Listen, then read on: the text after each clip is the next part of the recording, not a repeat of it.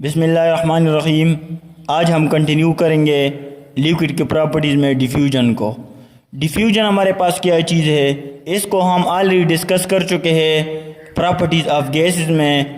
तो वहाँ पर हमने डिफ्यूजन को डिफ़ाइन किया था कि the spontaneous mixing of a molecule by random motion and collision to form homogeneous mixture is called diffusion. लेकिन आज हम डिस्कस करेंगे डिफ्यूजन को with the relevant of liquid.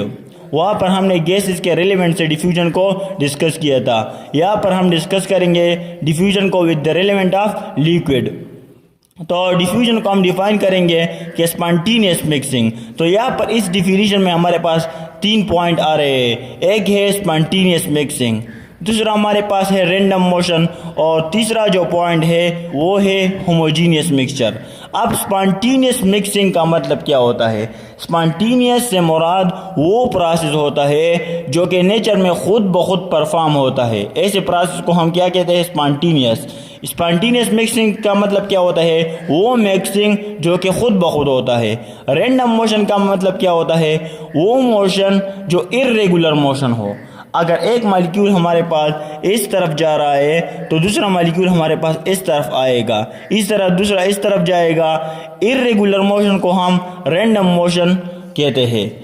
अब होमोजीनियस मिक्सचर का मतलब क्या होता है? ऐसा मिक्सचर जिसमें यूनिफॉर्म कंपोजिशन हो।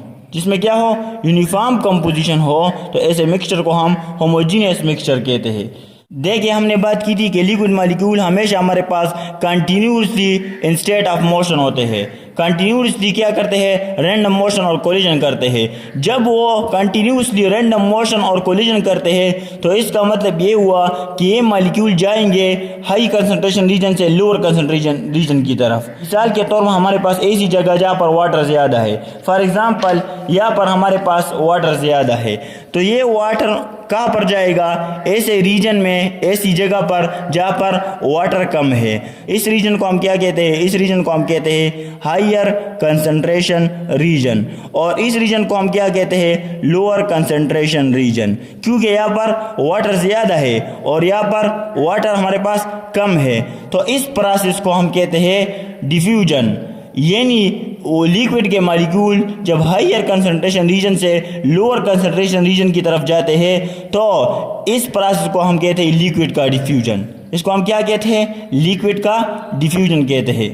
अब हम डिफ्यूजन को एग्जांपल से डिस्कस करते हैं। हमारे पास एक एग्जांपल गिवन है। हमारे पास फॉर एग्जांपल ये एक कंटेनर है। ये क्या है? ये एक कंटेनर है। इसमें हमारे पास वाटर के मॉलिक्यूल मौजूद है। वाटर के मॉलिक्यूल यहाँ पर एग्जिस्ट कर रहे हैं। जब हम यहाँ से इनका एक ड्रॉप डालेंगे तो इनका ड्रॉप यहाँ पर बन जाएगा। इनका ड्रॉप यहाँ पर बन जाएगा। तो हम यहाँ पर देख सकते हैं कि इनकी कंसंट्रेशन यहाँ पर ज़्यादा है। जब इनकी कंसंट्रेशन यहाँ पर ज़्यादा है तो इस रीजन को हम हायर कंसंट्रेशन रीजन कहते हैं। और बीकर के बाकी कॉर्नर में आप देख सकते हैं कि इनकी कंसंट्रेशन या नहीं है, या अगर है तो बिल्कुल कम है। तो इस रीजन को जहाँ पर इनकी कंसंट्रेशन कम है इसको हम लोअर कंसंट्रेशन रीजन कहते हैं। अब ये इनके मॉलिक्यूल क्या करेंगे? ये भी द पैसेज ऑफ टाइम गुजरने के साथ साथ ये बीकर के बाकी कॉर्नर में भी फैलते जाएंगे। तो हमारे पास एक ऐसा स्टेज आएगा कि लिक्विड के मॉलिक्यूल इनके मॉलिक्यूल के साथ बिल्कुल मिक्स अप हो जाएंगे। तो हमें ना कम्प्लीटली वाटर नज़र आएगा और हमें ना कम्प्लीटली इंक नज़र आएगा। ये हमारे पास एक होमोजीनियस मिक्सचर बना देंगे। तो ऐसे प्रोसेस को हम कहते हैं डिफ्यूजन। पहले हमारे पास इनकी कंसंट्रेशन यहाँ पर ज़्यादा थी तो ये हमारे पास हाई कंसंट्रेशन रीजन है। अब इनकी कंसंट्रेशन आप लोग देख सकते हैं कि यहाँ पर कम है तो ये लोअर कंसंट्रेशन रीजन है। इनकी कंसंट्रेशन, इनके मॉलिक्यूल हायर कंसंट्रेशन रीजन से जाएंगे लोअर कंसंट्रेशन रीजन की तरफ। तो इसको हम कहते हैं लिक्विड का डिफ्यूजन। इसको हम क्या कहते हैं? इसको हम लिक्विड का डिफ्यूजन कहते हैं कि हायर कंसंट्रेशन से लोअर कंसंट्रेशन की तरफ जब लिक्विड के मॉलिक्यूल जाते हैं तो इसको हम क्या कहते हैं? इसको हम डिफ्यूजन सिंपल वर्ड में कहते हैं। अब डिफ्यूजन डिपेंड किस पे करता है? तो हमारे पास कुछ फैक्टर है जिस पे डिफ्यूजन डिपेंड करता है। Factor affecting diffusion. सबसे पहले हमारे पास है intermolecular forces. Inter molecular force क्या चीज़ होता है? मालिक्यूल के दरमियान जो फोर्सेस होती है इनको हम क्या कहते हैं? Inter molecular force of attraction कहते हैं। अब डिफ्यूजन इस पे कैसे डिपेंड करता है? अगर हमारे पास inter molecular force of attraction एक लिक्विड में ज़्यादा है तो उसकी डिफ्यूजन कम होगी। उसकी डिफ्यूजन क्यों कम होती है? क्योंकि inter molecular force of attraction inversely proportional है टू डिफ्यूजन। अगर फॉर एग्जांपल हमारे पास H2O है, H2O में जो inter molecular force of attraction होती है वो बहुत ज़्यादा स्ट्रांग होती है एज़ कम्पेयर टू अल्कोहल, तो ये बहुत ज़्यादा जल्दी डिफ्यूज़ नहीं कर पाएगा क्योंकि वाटर के मालिक्यूल में inter molecular force of attraction बहुत ज़्यादा स्ट्रांग है। इसके मुकाबले में अगर हमारे पास एक ऐसा लिक्विड मौजूद है जिसमें inter molecular force of attraction weak है, तो अगर inter molecular force of attraction कम है तो डिफ्यूजन क्या होगा? डिफ्यूजन ज़्यादा होगा। इसका एग्जांपल हम अल्कोहल ले सकते हैं। अल्कोहल में क्या होता है कि inter molecular force of attraction हमारे पास वीक होता है, weak inter molecular force of attraction होता है। तो जब हमारे पास inter molecular force of attraction weak होता है तो डिफ्यूजन हमारे पास ज़्यादा होगा। तो डिफ्यूजन हमारे पास इस तरह inter molecular force of attraction पर भी डिपेंड करता है। दूसरा फैक्टर हमारे पास है साइज ऑफ द मालिक्यूल। ऐसे लिक्विड जिनके मालिक्यूल का साइज हमारे पास अगर कम हो तो साइज अगर कम होगा तो डिफ्यूजन हमारे पास ज़्यादा होगा क्योंकि इनवर्स रिलेशन है। अगर साइज ज़्यादा है तो डिफ्यूजन हमारे पास कम होगा।